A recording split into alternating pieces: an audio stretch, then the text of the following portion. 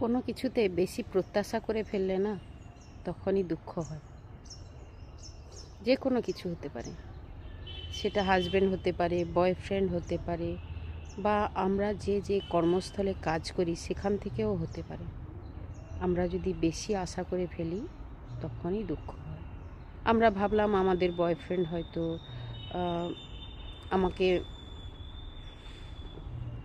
সারাদিন যে কোনোভাবে মিস করবে, মেসেজ করবে, কল করবে, কিন্তু দেখা গেল সে সারাদিনের পর একবারও তোমাকে মেসেজ করলো না, কল করলো না, অজুহাত দেখালো সে ব্যস্ত।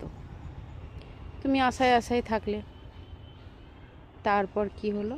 তোমার মনে দুঃখ হলো। বা ভাবলে তোমার হাজব্যান্ড আজকে তোমায় কোথাও বেড়াতে নিয়ে যাবে বলেছে, আসবে, নিয়ে যাবে, কিন্তু দেখা গেল সেও সময় পেল না, আসতে পারলো না।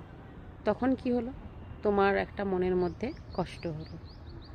বা তুমি কোনো অফিসে কাজ করো, সেখানে ভাবছিলে যে ওই পোস্টটা তুমিই পাবে, তুমিই ডিজার্ভ করো, তুমিই পাবে, কিন্তু কোনো কারণে তোমাকে দেওয়া হলো না, ওটা অন্য কাউকে দিয়ে দেওয়া হলো। তখনই তোমার মনের মধ্যে একটা কষ্ট তৈরি হলো। তাই যে কোনো কিছুতেই বেশি আশা করাটা ভালো না। যখন যা হবে দেখা যাবে, ভগবানের ওপর ছেড়ে দেওয়াই ভালো। কর্ম করে যাওয়া ভালো, কিন্তু ফলটা তো অটোমেটিক আসবে। ফলের আশাটা আগে থেকে না করলেই মনে শান্তিটা থাকবে। আর যদি ফলের আশা আগে থেকে করে ফেলো, তাহলে কষ্ট ছাড়া আর কিছুই জুটবে না।